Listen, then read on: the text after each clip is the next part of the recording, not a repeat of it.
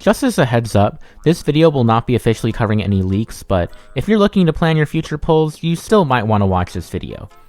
Hey y'all, with version 4 on the horizon and 2 new 5-star elation characters on the way, quite a lot of players, myself included, are pretty anxious regarding what to pull and who to save for. Especially since an elation MC, assuming that they even exist, hasn't been announced yet. If either Yao Guang or Sparksy ends up being a support, then skipping said support risks missing the ticket to an all-new, all-powerful, elation-centered meta, if remembrance is anything to go by. Or, at the very least, it likely means missing something like another Tribi. Or does it? See, while it sounds okay to pull a support first in their intended archetype, heck, it might even be the safe option depending on who you ask, doing so without having a proper DPS in mind is, well, the exact opposite. Putting the cart before the horse, so to speak, doesn't really work in Star Rail, and while it may seem obvious, doing so can lead to serious consequences if you're trying to build a meta team. Let's look at a few examples. So y'all remember Mono Quantum, right? Remember when Silverwolf came out and the ability to force quantum weakness onto any enemy was seen as the most future-proof thing in the world? And then Silverwolf got unceremoniously kicked out because single target implants that cost 1 SP to apply paired with single target defense threat on a 4-turn cooldown, while Pella could get it in 2. Granted, Silverwolf is a lot better now with her rework letting her implants transfer after being killed. Better energy economy, a turn 1 ult that's now AoE, and a proper single target quantum carry with Archer. But for that limbo period, let's just say it was kinda rough. Then we have Topaz for follow-up teams. On release, her options were either Jing Yuan, who had tons of AoE and bounce, or Clara, whose counters didn't always land on the single nummy marked target in multi-enemy content. Sure, Dr. Ratio dropped eventually, who made good use of her, even if she wasn't necessarily miles better than her competition, but you know who else came around on her rerun? Yup, good old Robin. You really didn't lose all that much by waiting until Topaz had proper support to pull her. And even then, between Moza and March kicking her out of Fae teams, and Cypher doing what she wishes she could do with Ratio, and just in general, really, Topaz really does embody the idea of sunk cost, and the consequences of pulling too early for a support. Heck, as an off-field 5-star who advances herself, you don't even need to snag her in currency wars, and Nummy's overworld utility has long been power crept to oblivion. And look, even for you collectors out there, if you really wanted to play the long game, now you can snag her with the Golden Companion Spirit. No pulls necessary. But if you pulled her early because you liked her, I really don't blame you. She's really beautiful both inside and out, holy smokes. And who could forget pulling Sunday in anticipation of the remembrance meta? With Aglaya, he was still great, and still is to this day, thank the Lord, and of course the impact he had on Jing Yuan's legacy, brief as it was, cannot be understated. But with Casterus, Netherwing doesn't inherit Sunday's buff when summoned, just because, and Cassie uses a unique energy system that doesn't benefit from Sunday's ult. Evernight would have been the best with Sunday, but then they made Eevee also constantly explode itself in service of the Mon Remembrance battleship. Same buff mistimings issues as Cass, if not worse due to the fact that it blows itself up much quicker. Heck, even DPS Hyacine doesn't care for Sunday anymore, given the strength of the Evernight RMC Cyrene core for Membo sprites, and the fact that she massively outspeeds his -1 setups. Quite befitting of his lore, Sunday was always designed to help those that were weaker, and trying to force him into strong powerhouses where he didn't belong, while good enough for clearing, would always be worse than investing those pulls into the dedicated support slot instead. But the point of this isn't to necessarily dog on these supports' eventually revealed weaknesses, rather it's to show that it's inherently quite risky to place your bets on a dream scenario where your supports are good for X DPS later down the line, rather than pulling them for someone else right now or guaranteed to come in the very near future. Sure, you do get the occasional Nova Flare that pays out, but for the most part, no good support will be too far away from their best DPS. In fact, in almost every scenario, you should at least have the knowledge, if not the pulls, to be able to pull both the DPS and their tailored support together. Here's the banner schedule of all characters, courtesy of Game8, from the game's beginning up until now. And now here's all the characters whose best supports at the time were close enough that you could pull one knowing that the other was on the way. This held true ever since 1.2, starting with the classic Blade Luocha duo, with basically every DPS support pair being next to each other. Here are the outliers, a much smaller list as you can see.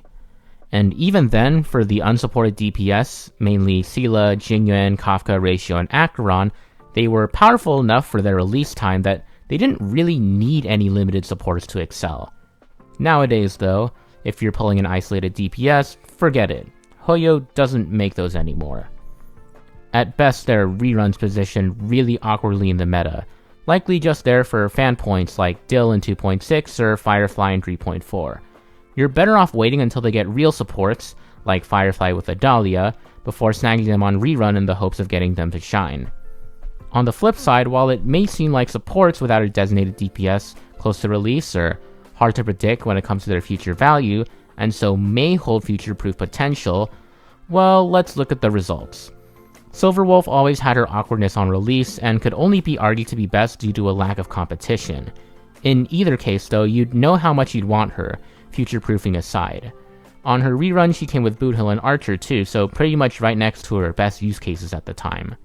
The only real DPS she didn't ever really come adjacent to that she works fantastic with today is Acheron, and as much as I love the E2 Silverwolf and Acheron combo, well, it's definitely outclassed by a million other AoE options for much cheaper nowadays.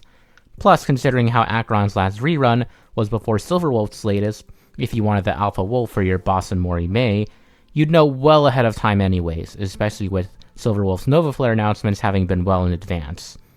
As for the other Mei, the only time Ron Mei was isolated from a specific best in slot was on her release.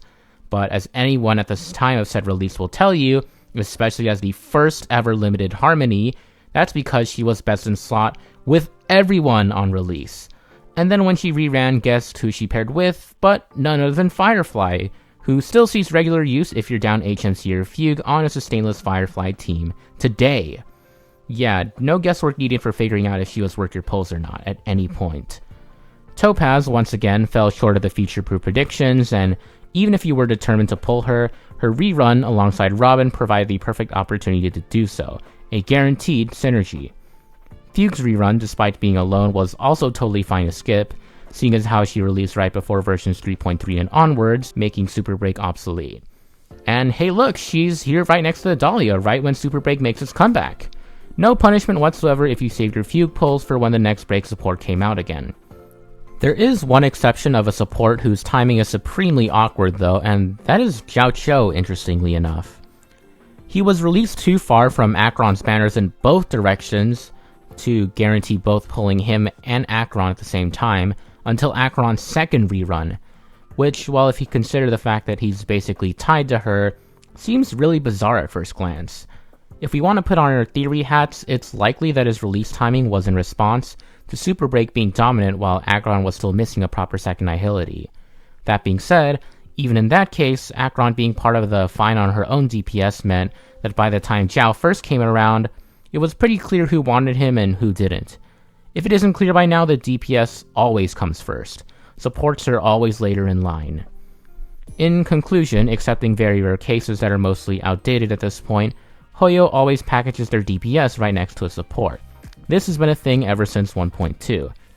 So, with the release of Sparksy and Yao Guang, if anything, it's likely that either one of three things occurs. One of Sparkle and Yao Guang supports the other, then you pull both together. Sparkle and Yao Guang will support someone coming up very soon, then you'd wait until the livestream announcement to see who that someone is. Or Sparkle and Yao Guang are both DPS. Then you pick which one you like and wait for the next imminent support. In any case, or combination of cases, you don't pull a support before the DPS is in mind, else you end up like Sunday pre-remembrance. Even Evernight, who was missing a 4th remembrance unit to reach her full potential on release, came with that missing piece before her banner was over. Provided you wait long enough and pick your battles, you'll always have the right information to form strong teams with the characters you like. Well, okay, maybe it's not perfect, but it's still better than preemptively pulling. Basically, don't feel pressured to put up 4 cost right away, especially as we don't really have any announcement regarding free-to-play elation options yet, meaning that most elation characters up until now will really want their signatures. It's totally fine to just wait and see. And if worst case scenario, elation turns out to indeed be Remembrance 2.0, there's a more likely chance than not we'll find out before the end of Yao Guang's banner. More importantly though, Do not pull Sunday in preparation for version 4 until we actually see a character he excels with. With his rerun and DDD making for a very tempting bait, I would implore you to not listen to those mindlessly saying he is future-proof, and only snag him once you are sure he works excellently with someone guaranteed to be on your account. They shafted him with Remembrance past Aglaya, they can easily do so again with Elation.